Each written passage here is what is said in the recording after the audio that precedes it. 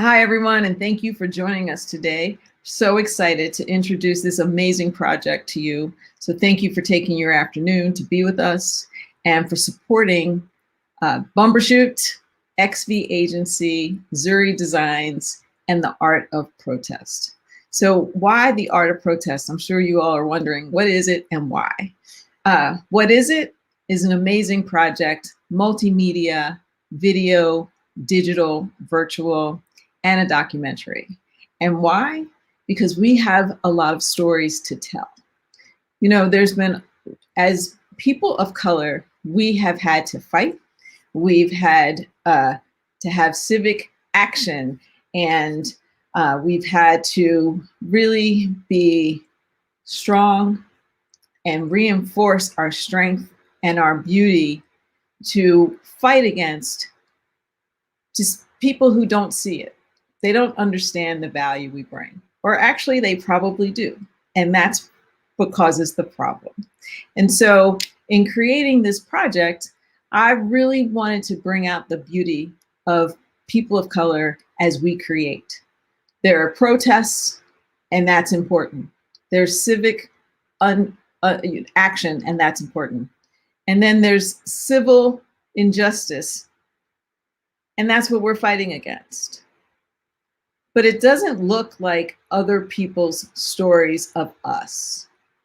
Other people's stories of us are that we are thugs.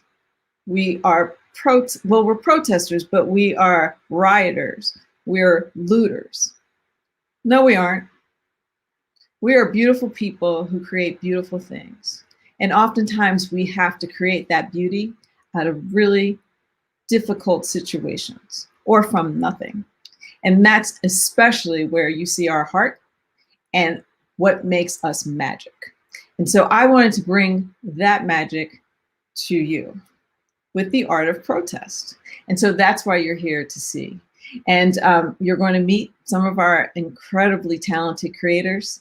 And before we get into the presentation, I just wanted to take some time to introduce you to my thought partners and my creative partners in bringing this project to you.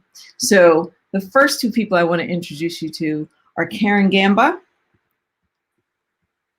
and Frank Carlisi.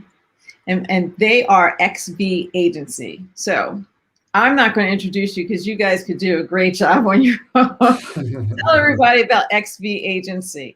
Let me just say this. When I came up with the idea, I knew I needed a creative partner and I needed a production partner. And so I knew exactly who to call for the production. I called Karen and Frank, and they have, what you see is going to blow you away. Aw. Thank you so much, Kimberly. Thank you, I'm so Kim. happy to be here with Frank and you and the rest of the team who put this together.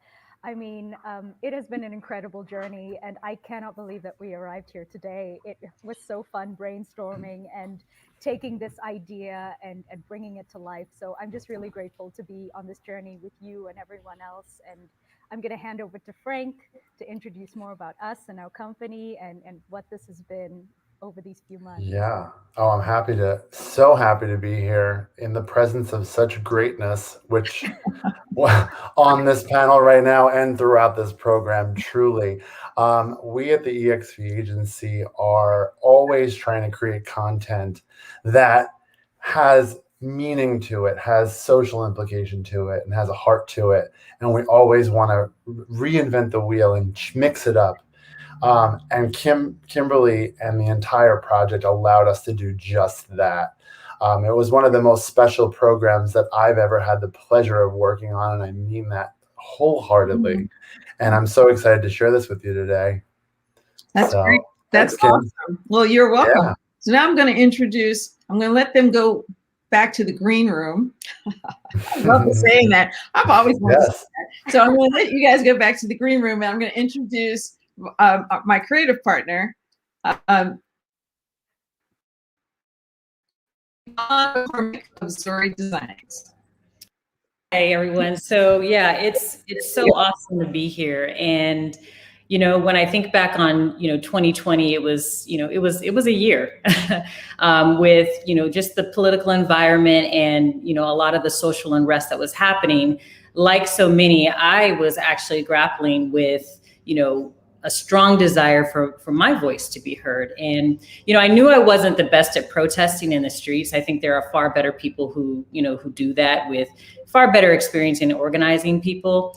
And, I knew that, immersing myself in politics again was just not my thing. So, but I do know how to design brands. So when Kimberly approached me with, the TAP project, it was like the universe spoke to me. It was a natural fit. And it was like, this is the way that your voice can be heard, is helping to amplify, other artists and their voices. So it has really been a pleasure and a delight getting to know this first group of artists who all have, something very different to offer.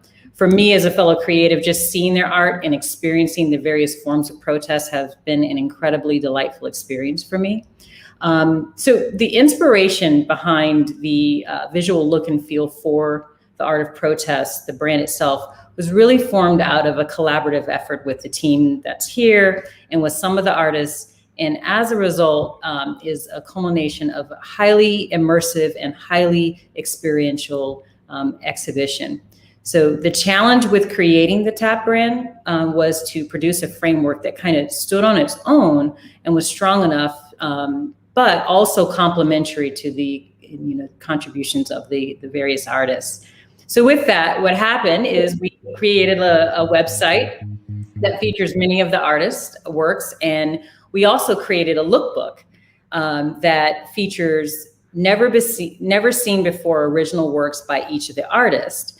And really the purpose of the lookbook was to offer our sponsor group with a very special museum-like experience, but in digital form, which is really, kind of appropriate for the time, with COVID. Again, I hope you enjoy, the art of protest as much as I have enjoyed working with the team and meeting all the artists. Just working alongside such a talented team and such a talented group of artists. So I really do hope you enjoyed as much as I do. Well, I'm going to ask you to stay because the lookbook is giving me a little drama. So you can keep talking for a second. Let's see. Yeah. Try one more time to get this lookbook. Yeah, so it's like I said, the journey has been one personal for me. I live in kind of an urban area, and just seeing all the protests and here we go. So here is. Sorry. No, go ahead. I'm going to go back to the beginning so we can start again. Yep. So this is volume 1 of the Art of Protest lookbook. And I hope that I know that we're looking forward to many more volumes. But as you can see here, it's just, featuring each of the artists. We won't flip all the way through it, but it's just really showing, they're amplifying their voice in the way that it's presented. So again, I hope you enjoy it as much as I did. So fantastic. So thank you, Yvonne. Appreciate you. So now I'm going to introduce the documentary. Actually, I'm not going to. I'm going to have Frank introduce the documentary because Frank created it and he did the editing. And so I think it'd be really great for you, Frank, to share your motivation around the edits and how you created this. Happy to. I love this question so much, Kimberly, for sure. I think my motivation behind the edits is that I am forever a student, and I always want to grow as a human, as an artist, as just a person in general. And I think having met you and hearing your passion for this project really informed me and Karen, of course. Karen and I shaped this. We looked at every artist in the most beautiful, creative pieces that you're going to see in the program, and we're just blown away by what they were doing. So pairing that with some historical references to protest, some in music, some in art, some in fashion, just really let us, shape the way this program came to be. Choosing music that, to me, had an underlying meaning for what protest is, and just giving the whole package the experience that you're about to see. So without further ado, Kim, I hope I did all right. Yeah, you Enjoy did the art of great. protest. That's All right. awesome. Cool. Thank you. So I'm going to now play our documentary. And then when we come out of that, you're going to meet the artists who are featured in the piece. And I hope you have lots of comments and a whole lot of questions for them because they're pretty amazing. But I want to keep them to the end. Yep. So there we go. Enjoy.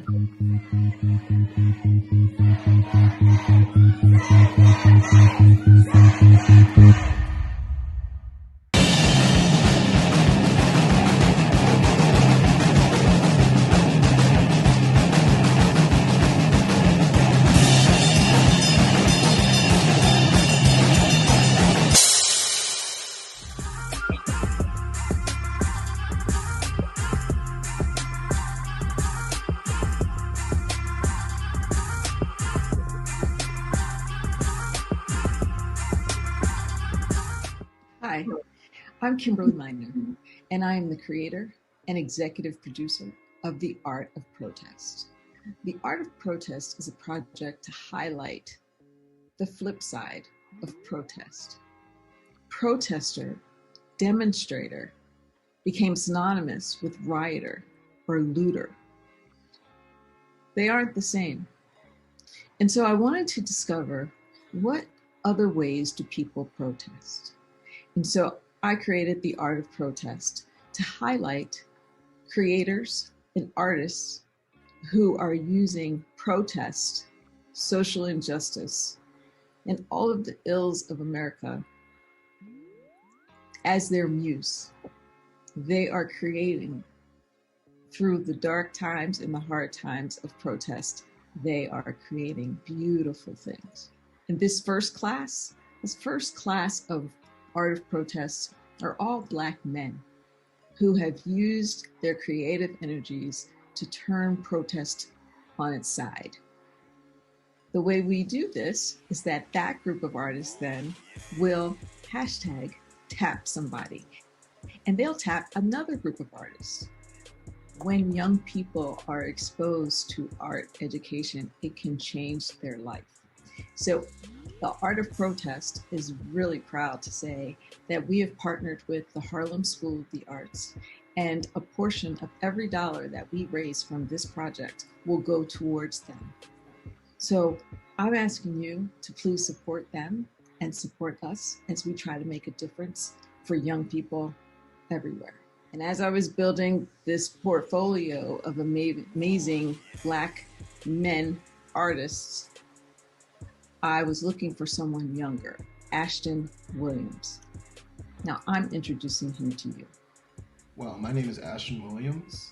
I am a Chicago-based artist whose developing practice includes printmaking and sound. I'm currently attending the School of the Art Institute of Chicago, and I make work about the history of Black Revolution here in the United States.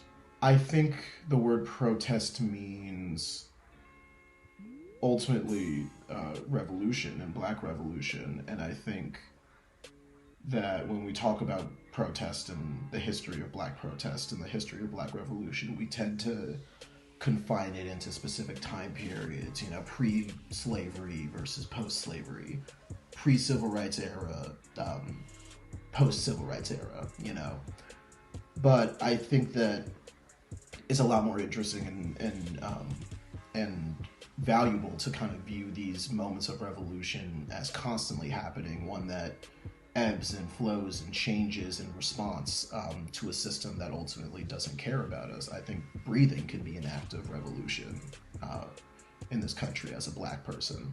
And I think that revolution is something that has to fit the needs of its era, because it has to. Black revolution isn't pre or post anything. I think Black revolution is always happening. It's going to always happen. It has happened. It's constant. Okay, so Smile Number One, C. Huey, 1967, is a relief print that's included in this exhibition, inspired by my view of Black history being continuous, and more specifically, Black protest being continuous. The print includes images from as recently as a few years ago to the early days of chattel slavery, and puts them all on the same plane in an attempt to really tell the audience that these moments are all happening at once. They're all happening simultaneously. Um, in my opinion, Black protest doesn't ever end. It just transforms to best fit the needs of its era. And I think that's what protest is in general. It's people coming together to best fit the needs of their era. So stop being cowards and let's have a revolution. But we don't want to do that. Dudes just want to live a character. They want to be cartoons. But if they really wanted to do something, they was that tough. All right, let's start our own country. Let's start a revolution. Let's get out of here. Let's do something. But they don't want to do that. They want to pimp our communities and portray this image that they know we all can't survive and make it. And that's what I saw.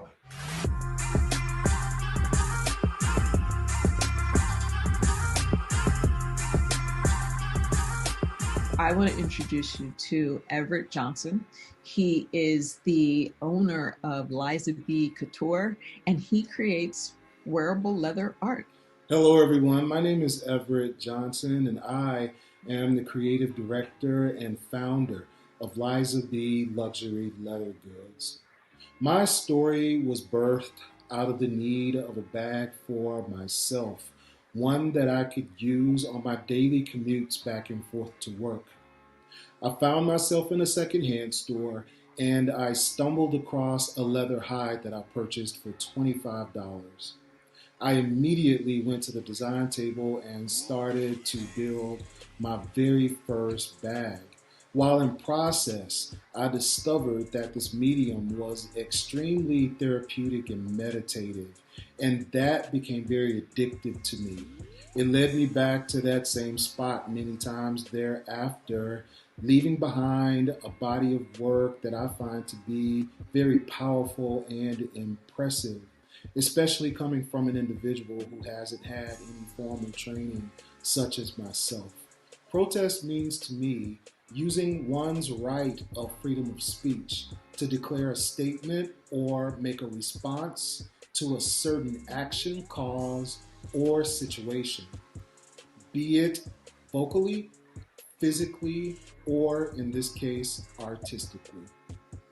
During the high time of COVID-19, when we were all forced to quarantine within our homes, and some being released from work, such as myself, it allowed me time to go back to pick up and get back to commissions that had already been previously requested. While working on those commissions, listening to television, radio, social media, and hearing about all of the situations and things that were going on in our world around us, including the death of George Floyd, I was led to create a mini collection of handmade works that represented my emotion and reflected my thoughts as it relates to the situation at hand. This work has become one of my most favorite and most powerful pieces today. It is a physical piece of evidence that reflects 2020, in my opinion, and everything that we experienced. I wanted to do some anatomy stuff. And then I went out and bought some books that are about anatomy. And then you started imitating. Well, not really imitating, because right, I use them as a source material. Yeah. So why'd you want to do anatomy stuff? Because I felt like it.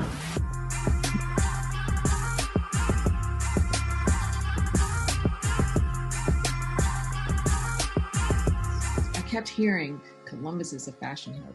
Columbus is the third largest fashion city in America. And honestly, New York City, I was skeptical, but I met some really cool people. One of those people was Johanna and Terrell, and he and his partner Chris have started a company called Warhol and Wall Street. And that company was on the end of everyone's tongue. Like, oh, they're really changing things. They're visionaries. After talking to him about what he was doing, and so he, along with his other partner, Kevin Black, are going to tell you the story about Slay Safe and why they are creating out of protest. My brand is Kevin Black. I launched my brand in 2013, so it should be about 7 or 8 years now. And it's a women's contemporary brand. I kind of dabbled in menswear and going to be coming out with menswear very, very soon. But that is the name of my brand, and that's when it started. I actually started sewing and designing back in, I would say probably high school is when I really got my feet wet in designing. I did a show my senior year of high school, and then I went to college and opened a fashion organization at Central State University, and that's how I did all of my shows each semester. And that's really where the fashion bug for real big. You know, it's funny because at the beginning of my career, I was like, oh, I want Kevin Black to be this household name. I want everybody to know about me. And it's kind of shifted over the years.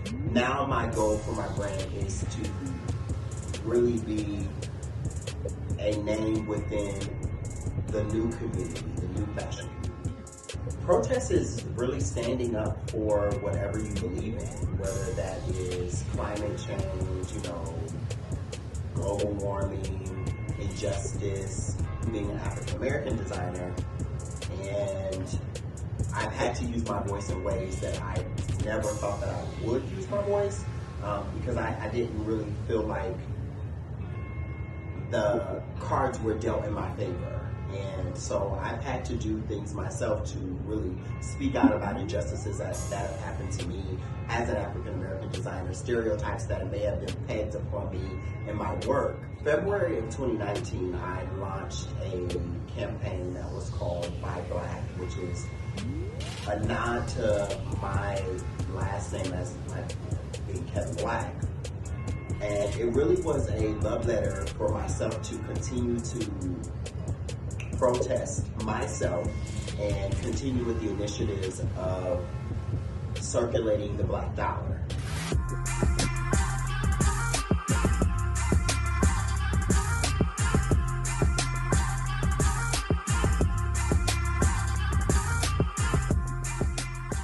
How you doing? I'm Johanna, Terrell, Executive Director of the Columbus Fashion Alliance. You know, my story starts back in Akron, Ohio. You know, stereotypical underserved community in which I was raised in, grew up in circumstances that were hard for anyone to grow up in, you know, from poverty and, you know, injustice and violence and a lot of things that many of us are subject to. So, you know, that was my childhood, but, you know, fortunately through some perseverance and some good people in my life, had a chance to, you know, go to college and see a whole other side of myself for the most part. Came to Columbus, Ohio to go to college, went to The Ohio State University, where I graduated major psychology, minor in marketing, and that began my career in the creative, you know, services. I've been in creative, including fashion, for many years, from experiences to radio to media, and I think all of those have brought me where I am today. Now embarking on the next chapter of my life, which is, you know, taking fashion and creating opportunity out of fashion here in Columbus, Ohio, the #3 fashion city in the country.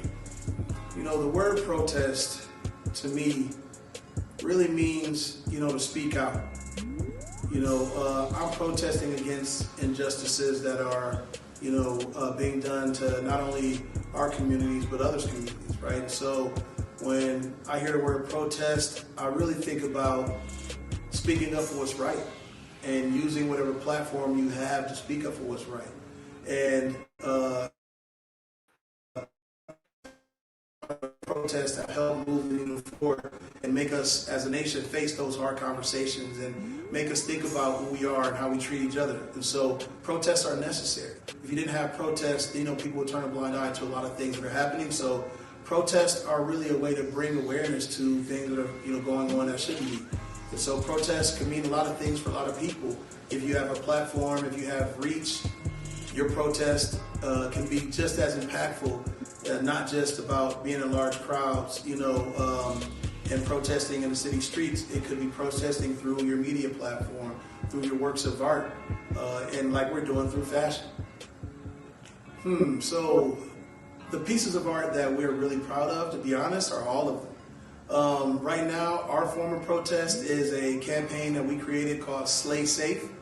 And this initiative was really aimed at helping minority mask makers and minority fashion designers be able to help others and make some opportunities for themselves. And so we have seen, when COVID hit and there was a lot of big economic downturn, people lost jobs, they were looking for opportunities to make money. And, opportunities came across when, there was a big need for masks. So it's been a really awesome opportunity for us to make a statement about speaking up about being left out and creating our own opportunities through support of, partners like the county and the city and other organizations that are helping us move this forward. So that has been our way of protesting. The opportunity that's afforded by partnering up with CFA, a wealth of opportunity for us, visibility, marketing abilities. When we're out and about, people will know that we were a part of such an amazing thing. Just being able to get in hands that typically we wouldn't be able to touch. The rails don't meet the road at times. And so being able to just disseminate them out in public at places we wouldn't typically go makes it all worthwhile. I think this project is going to bring together a lot of people that wouldn't normally get the opportunity to be a part of something like this. It's going to bring more unity, helping people, helping kids and families. What more can you ask for then? And this is, overall, so far, this has been a great experience. Like, I've really been searching and seeking for direction with my fashion stuff.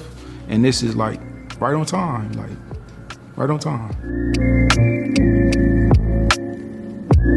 I thrive in creativity, so I love to create, and then to see it being printed and actually, most of the time as a designer, you see something in paper and you don't really see the end result. As far as the print process and understanding that part was really exciting. So it was really an honor to be part of such a big campaign and also to be able to do something that I feel would be creating positive change in our community.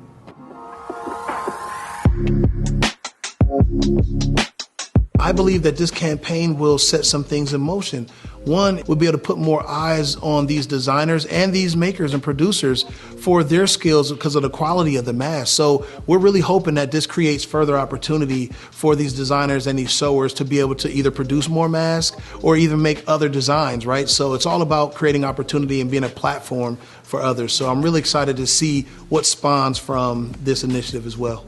I believe that it's putting a much needed light on us. I haven't seen anyone do what CFA has done as far as getting minority designers together, getting the minority vendors together, like really driving home the mission in every single point of the process. And I just think it's something to kind of write home to mom about.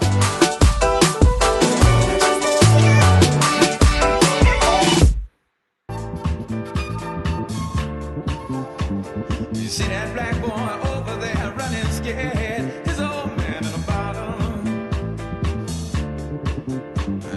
He done quit his 9 to 5, he drink full time, and now he's living in a bottle. See that black boy over there running scared, his old man got a problem, and it's a bad one. He ain't done pawned off damn near everything, his old woman away to beg for bottle. And don't you think it's a crime when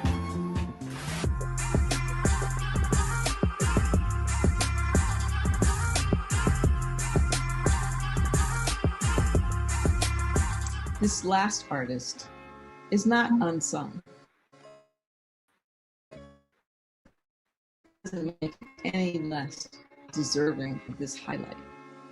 He is well known in design circles. He has influenced culture for a very long time. And his take on social justice, injustice, and quite frankly, just being Black in America is thought-provoking, it's emotional, and it is the center of TAP. I want to introduce you to Fuse Green. Fuse Green. Originally, that name I thought was a cool name. It's a fusion of sound and art.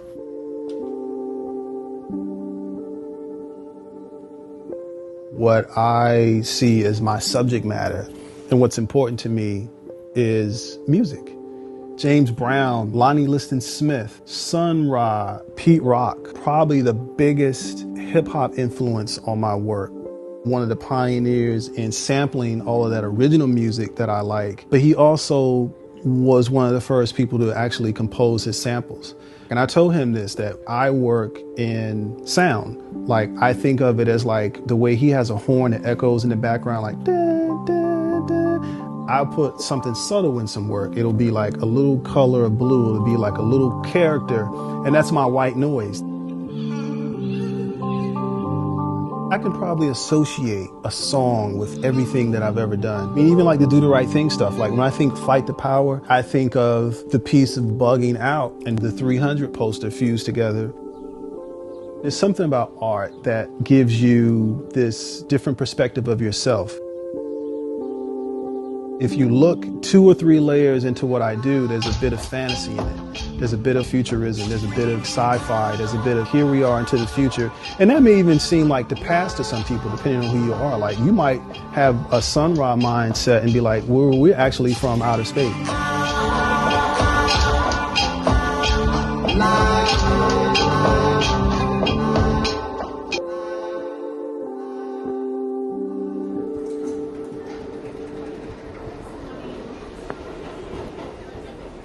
Somebody asked me this the other day, like how much of my time have I spent consulting, for myself, agency style and like doing freelance, and how much time have I spent in these jobs? And it's about 50-50. There's something about somebody like Jay, somebody like Spike. They're these heroes that are true and living. They're actually here. My experience with Rockaware left me with this commitment to concept. You weren't just making clothes, you had to do research and you learned something and you had to bring an experience into designing and creating. What's dope about Spike Lee is I understand him as more than just a filmmaker. Like he thinks graphically. For example, I can show him something and without even really explaining it, he just gets it.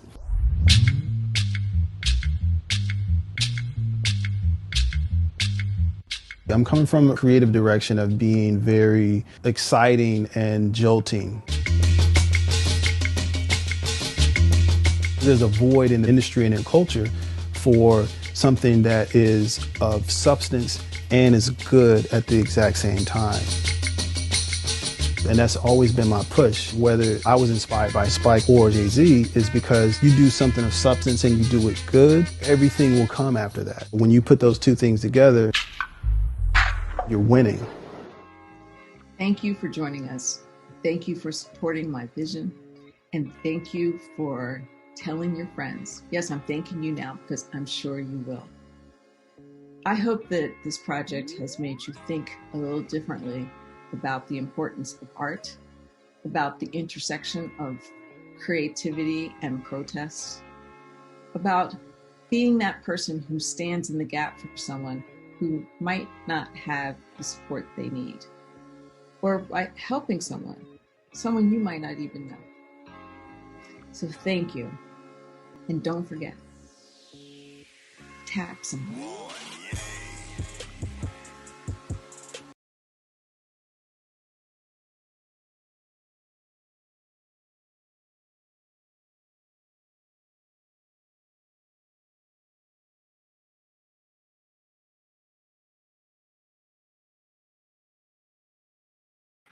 I'm not going to.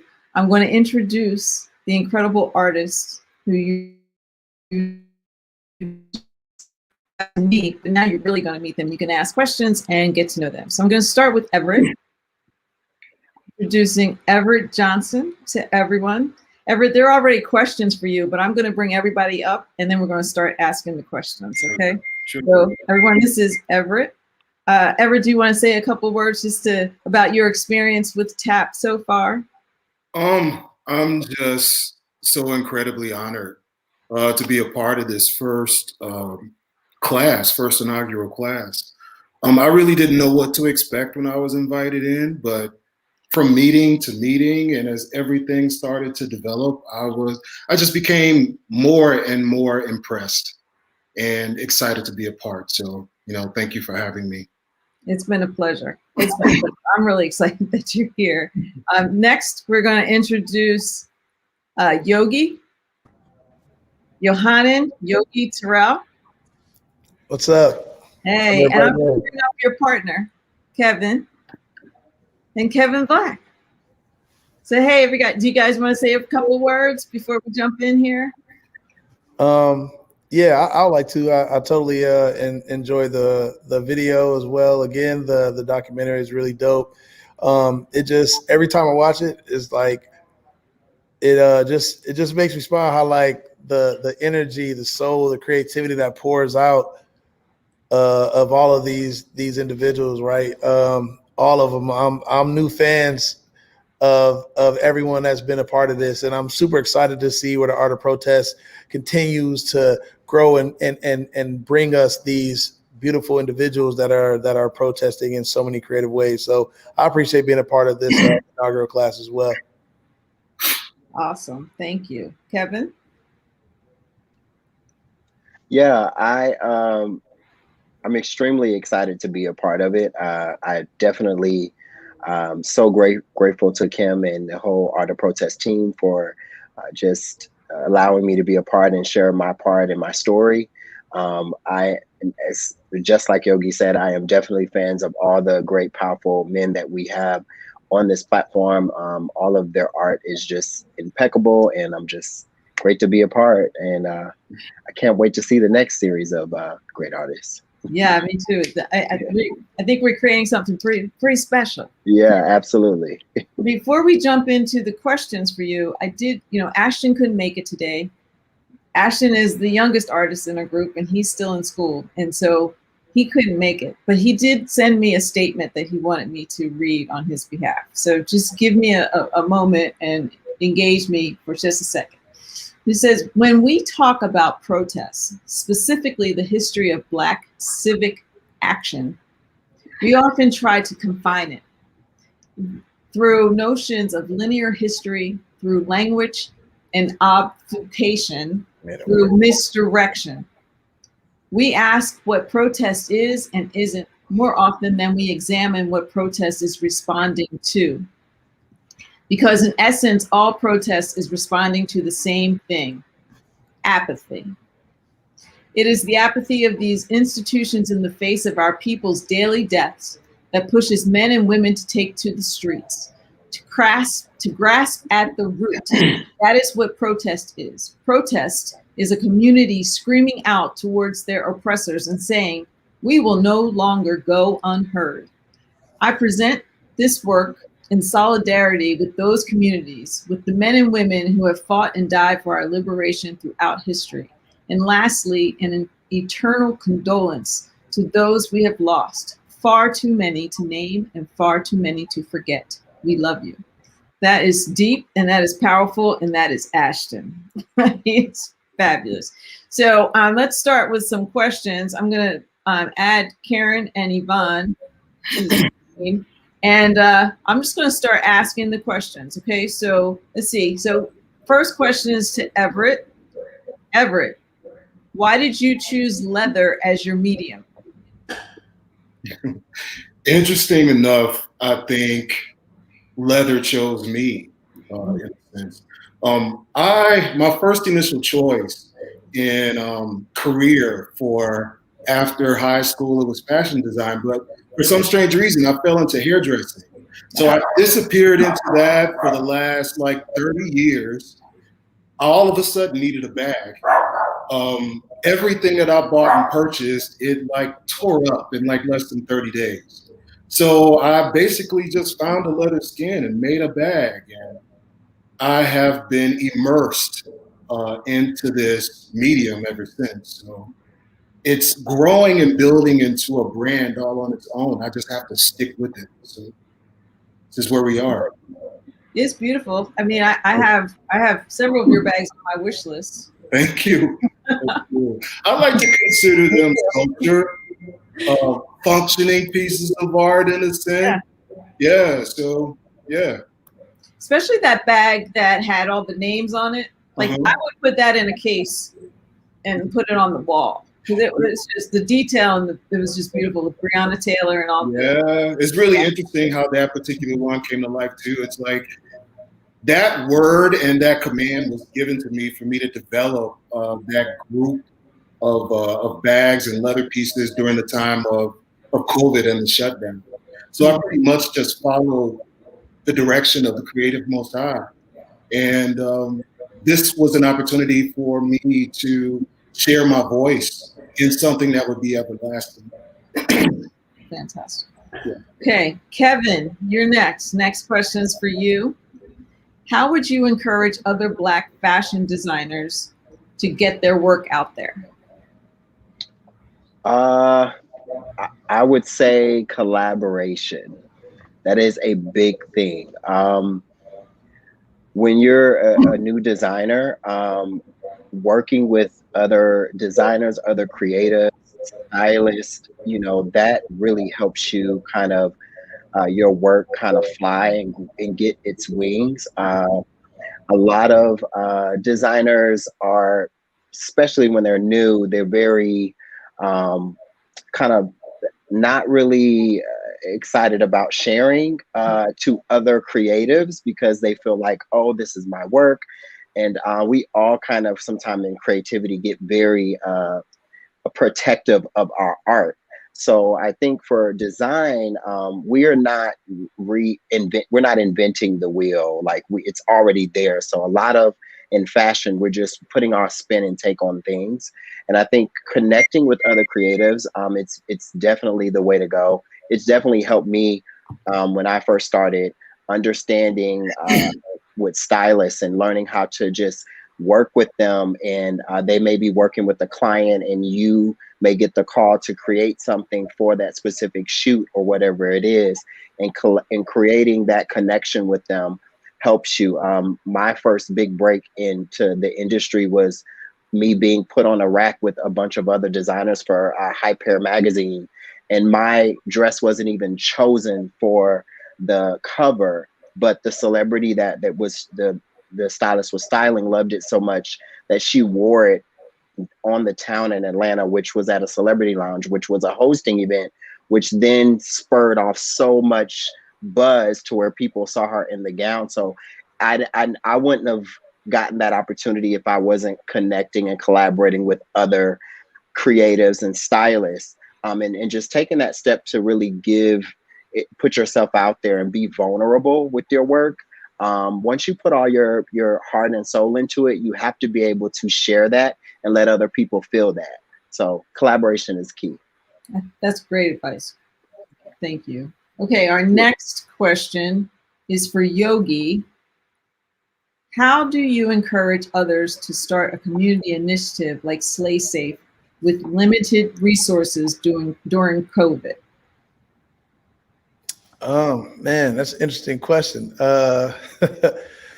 You know what? I think when you know the purpose of your mission and your goal, and you also have to be aware about timing, right? So in the middle of a pandemic, if I'm trying to, let me see, well, Slay Safe was a good example because it was really needed in the moment, right? And so, when you understand and are aware of where your mission is needed in that moment, it also helps you understand how to talk about it and communicate its importance, and also who to talk to about that.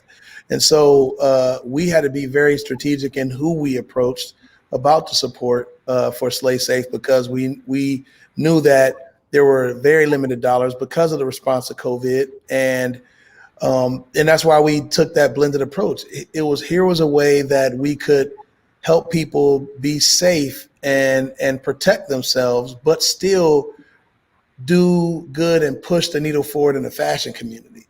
And so, and then being able to use that platform to send a message. So there was a lot of strategy behind that, but it was mostly around being relevant in the moment. You know, I have a little mantra that I live by. It's like, it's always about stay unique, stay useful, and stay updated.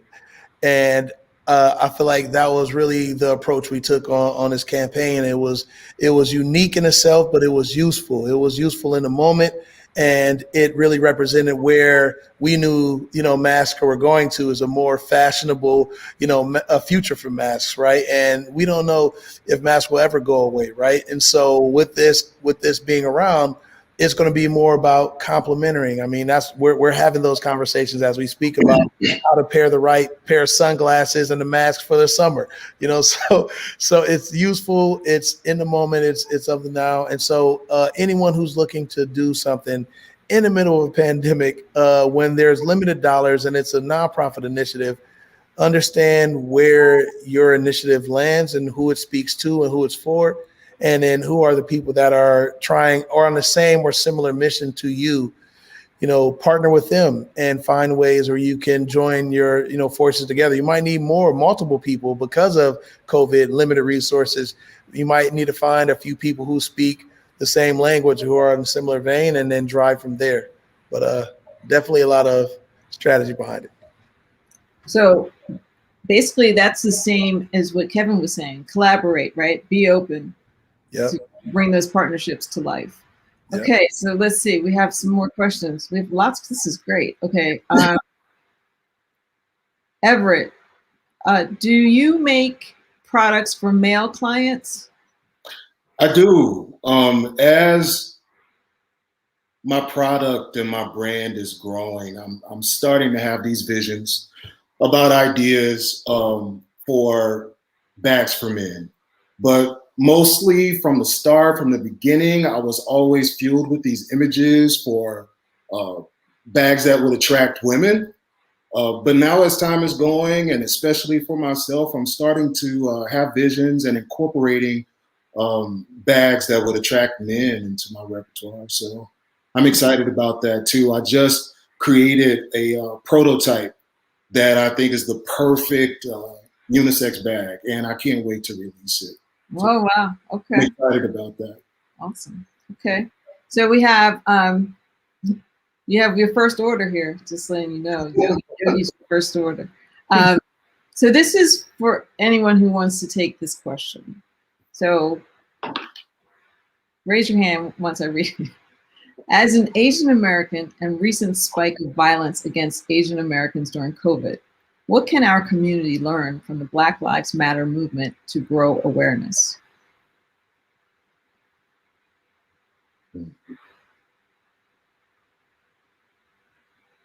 Anybody want to take it? Kevin, I see you smiling. Go ahead.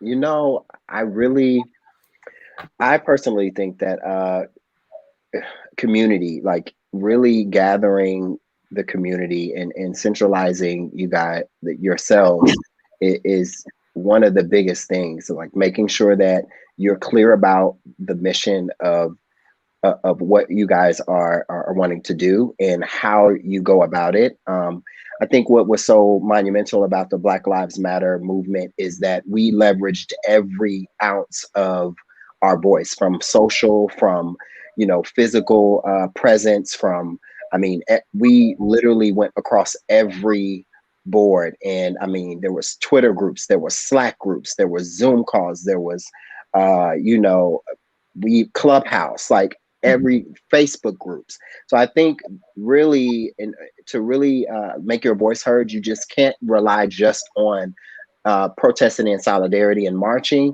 It has to be a kind of diverse. You have to meet everybody where everybody is. And right now in America in 2021, we're all glued to our phones. We're all looking, you know, at social, and creating those type of platforms can be extremely influential and extremely important and really drive home the point and the mission, and get that awareness that you need, because obviously we all, even, you know, as an African American, we are all empathizing with anybody that's experiencing injustice. And I believe that's exactly how they should go about growing that awareness, because we all need it. We all need to be aware. Yeah, I'd like to add to that too. You know, I agree with everything Kevin said, and I think bringing that awareness has to happen on all fronts, and you have to have all of your allies aligned. If the thing about the Black Lives Matter movement was that it was also very inclusive. As though people try to make it seem like it was exclusive and it was us against them, it was very inclusive, and it was everybody speaking up about the issue that was at hand. And it wasn't a contradictory to all lives matter, right? It was yes, and it was like, but still Black Lives Matter.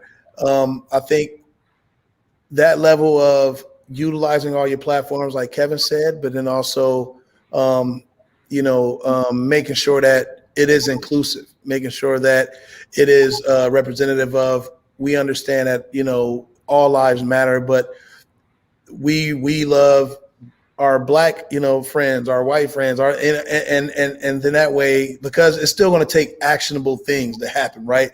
You can make it be known, but then there's the next steps into it. And that's what you're seeing with the Black Lives Matter movement, is that it was enough to draw up enough attention, but then after that, action started happening. So that action isn't done just by the people that are making it, increasing awareness. It's done by those who are in place to make a difference as well too. So there's that alignment, and there's that strategy of alignment of the people who are the allies in the places who can make the change.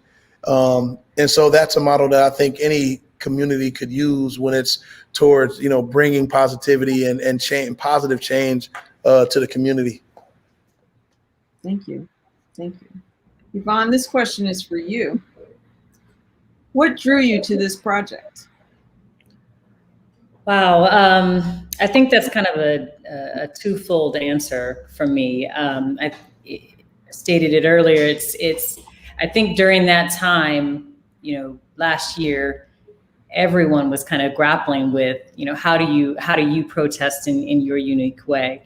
And I felt I could see protesters literally in my front yard, and because I lived in kind of a high rise, and I really felt like, how do I get out there? And I knew that wasn't my place to do that. But how do I channel this energy? So when Kimberly approached me, it was a natural, yeah, I'd like to be involved in something like that. This is how I can help amplify not only my voice through just the brand and the development of it, but also the artists that are here.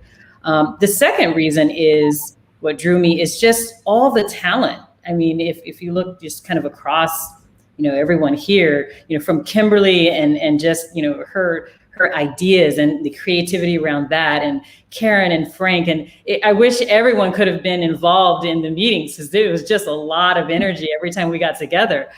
So it was not, it was easy to say yes to something like that. And just, again, really experiencing everyone's art, and just how unique it was, but how expressive it was, and how experiential it was. You just couldn't turn that away. So I'm so happy that Kimberly even thought of me in terms of a partner in this. So, yeah. Thank you. Thank you. Okay, next question is for Frank and or Karen or both. So, how did you bring this project to life with this team, and why was it important to you? Well, I'm going to start, and then I'm going to throw this to Karen. Okay. I think what had inspired me to bring this project to life is Karen. To be very honest with you, I know Karen can sort of give you a little history about the art of protest, her upbringing, her sort of background, and what she brought to this, because she, for me, was the driving force that just sort of connected the dots. And like I said earlier, I was just happy to be a student in this process. But I think Karen can really shed a little bit of light on why this was so truly important to us. Sorry to put you on the spot. Thanks a lot, Frank. Well, you know how I do. Go ahead.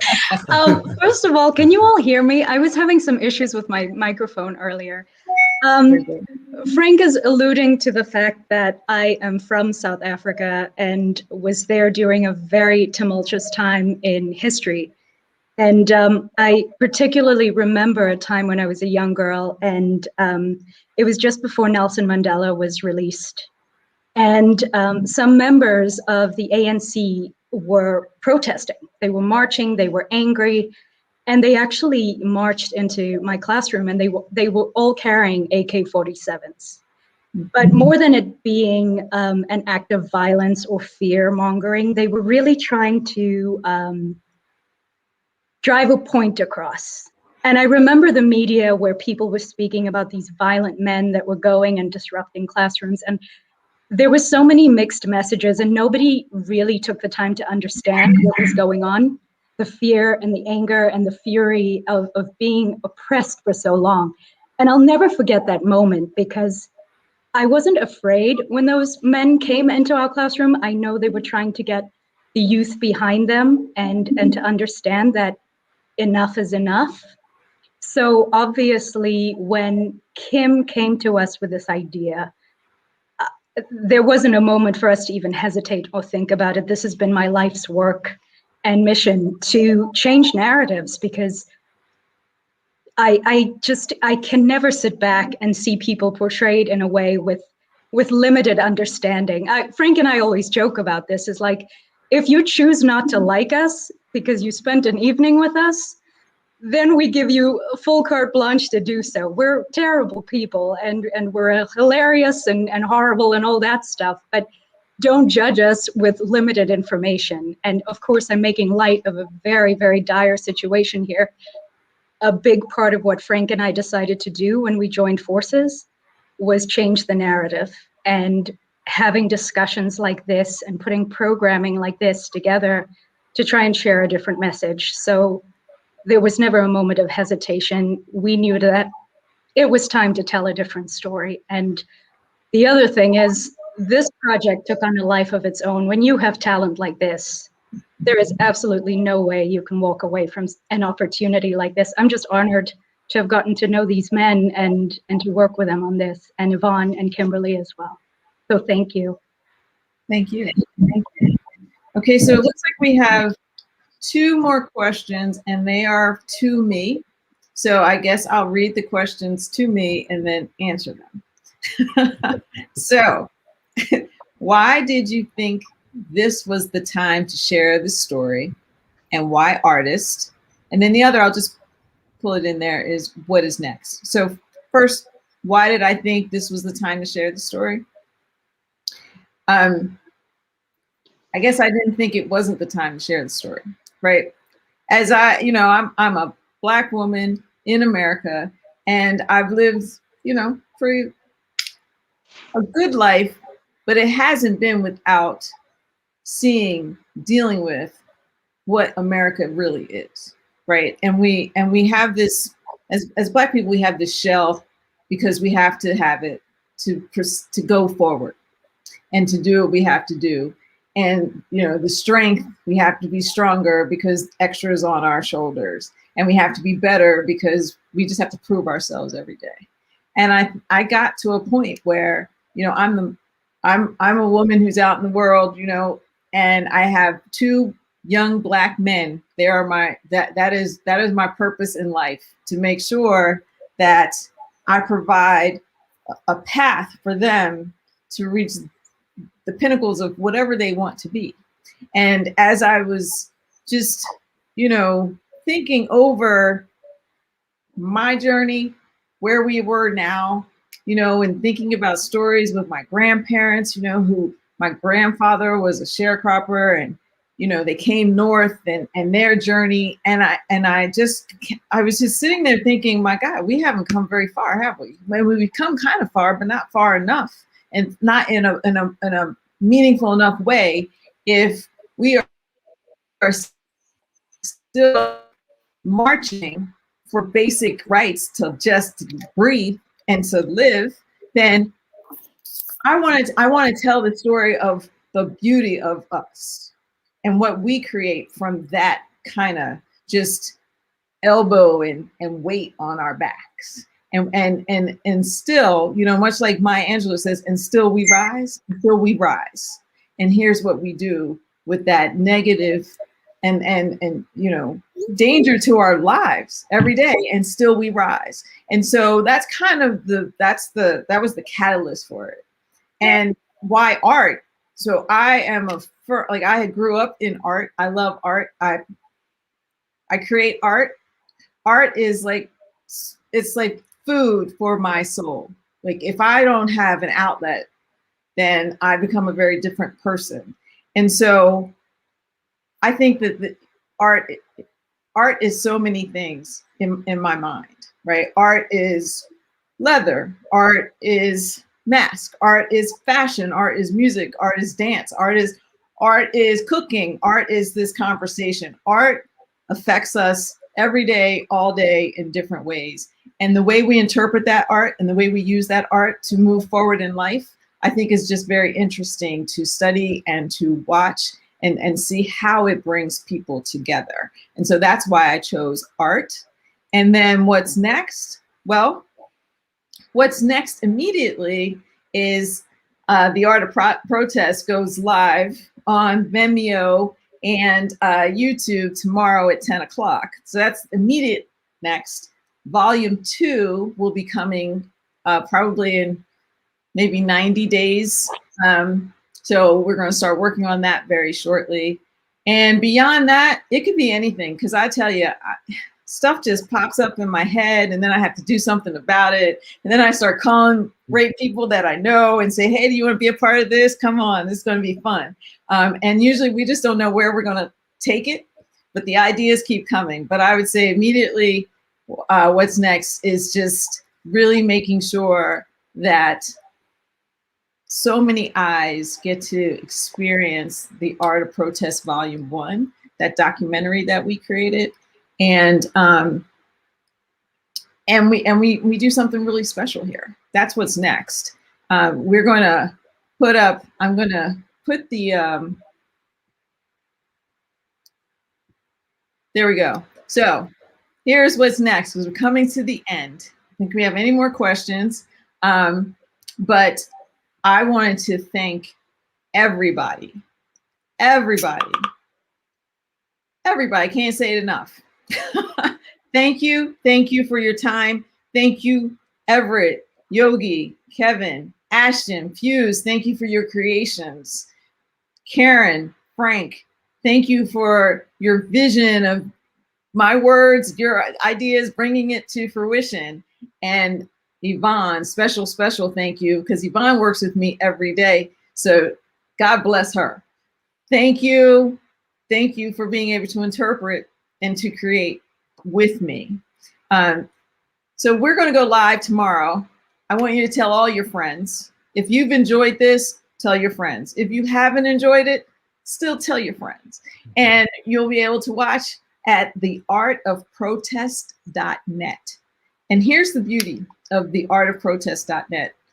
Not only is it an incredible digital experience, but you get to learn a little more about all of the creators, and you can also support us in supporting the Harlem School of the Arts. You can donate. Hey, if your company is looking for something that's really interesting to get into, there's sponsorship opportunities. There are a lot of ways to get involved in this movement. This is just the beginning. And we're looking forward to many, many, many volumes. And volume 2 is Black women who create. So come back for more. And thank you for spending the last hour with us. Tap somebody. Thank you. Bye, everybody.